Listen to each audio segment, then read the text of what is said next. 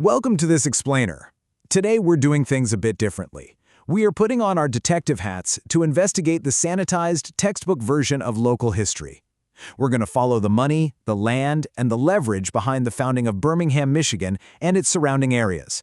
We're looking right past the bronze monuments and straight into the financial ledgers to see how early America was actually built. Okay, let's dive right into this.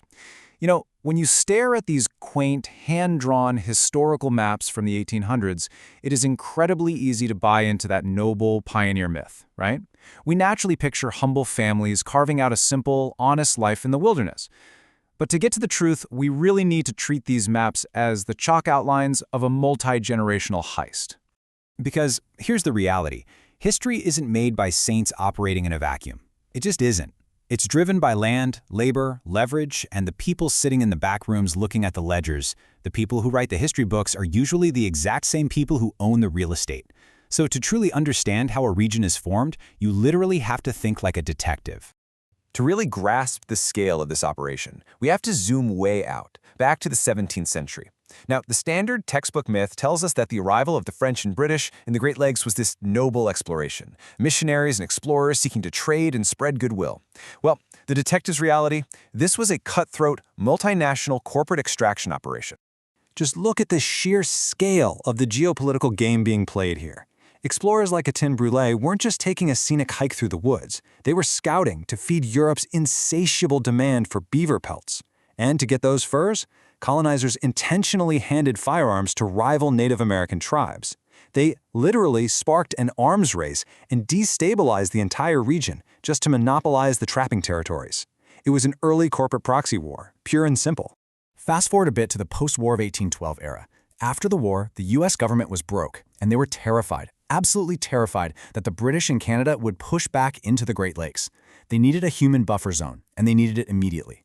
So, the early registry maps of this area aren't just a quaint record of early farmers. They are the blueprint of a massive federal real estate hustle. To build that human buffer zone practically overnight, the federal government essentially gave the land away. After 1820, they dropped the cash price to a rock-bottom $1.25 per acre. But, as you might guess, this wasn't an act of charity. This is where the real money moves. That rock-bottom pricing attracted wealthy speculators from the East Coast, guys like Peter J. Desnoyer, whose name is plastered all over the early registry. Desnoyer didn't buy massive tracts of raw wilderness to farm it himself. No way. He bought it to squeeze desperate arriving immigrants for a massive profit as they fled the crowded eastern cities. Which brings us to the celebrated Big Three founders of Birmingham: John West Hunter, Elijah Willets, and John Hamilton. History loves to praise them as humble pioneers who bravely settled the untamed wilderness. But if you actually look at their businesses, they were running taverns, hotels, and foundries right where the Saginaw Trail crossed the Rouge River. They were highly calculating businessmen setting up a geographical bottleneck. By monopolizing the hospitality and blacksmithing along the Saginaw Trail, these men essentially ran a legally sanctioned extortion racket. Think about it. If you were traveling north to buy that cheap federal land, you literally had to stop at their establishments. They were perfectly positioned to empty the pockets of travelers heading to the frontier long before those travelers even reached their final destinations.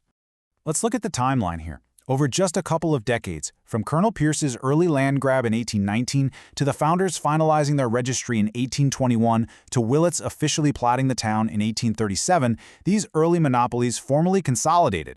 The so-called rugged frontier was rapidly transformed into the platted, wealthy, heavily restricted settlement we recognize today. And the long-term payoff of this initial land grab?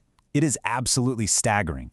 If you follow the return on investment over the last 205 years, that original 2,560-acre swamp, bought for $1.25 an acre, transformed into a heavily developed real estate grid worth over $12 billion today. That is an uninterrupted compound growth rate of roughly 7.7% per year for 2 centuries. Now, as we hit the 1860s, the nation goes to war. But we have to look at the Civil War through that exact same cynical, macroeconomic lens. We all know what the textbooks say, but we have to ask the detective's question: who really paid the price, and who profited when the working class went to fight? While textbooks rightfully praise the glorious and truly tragic sacrifice of units like the 24th Michigan Infantry, which was part of the legendary Iron Brigade that suffered an unimaginable 80% casualty rate at Gettysburg, The financial reality back home in Michigan, well, it was much, much darker. See, there was a federal law at the time that allowed wealthy men to pay a $300 commutation fee to legally dodge the draft. To put that into perspective, $300 was basically a working man's entire salary for the year. If you had the capital, you could buy your way out of the meat grinder. If you didn't, you were handed a rifle. This systemic, blatant inequality sparked deadly consequences. Down in Detroit, it ignited the violent 1863 race riots as furious, poor laborers who were being drafted turned their anger on the city. But just up the road in Birmingham, the wealthy merchant class was completely insulated, staying safely at home in their parlors, managing the war economy from a very safe distance. And here is the absolute darkest part of the ledger. While the young, working-class farm boys of the region were being slaughtered on battlefields out east, the Birmingham merchants who stayed behind used their capital to buy up the foreclosed, tax-delinquent family farms of the very men who were off fighting. The grim geopolitical legacy of this era is pretty clear. The wealthy always find a way to insulate themselves and consolidate capital during a crisis. Locally, the Civil War essentially acted as a massive engine for transferring real estate and wealth upward, from the working class directly to the owning class. So now that we've exposed the real machinery of land grabs, corporate extraction, and class warfare that built this region, it really changes how you look at a map, doesn't it? Which leaves us with one final, absolutely crucial question to ask ourselves as we look around our own cities today. Who is writing the history books right now? What are they trying to hide? And what modern chalk outlines are being drawn under the monuments we build today?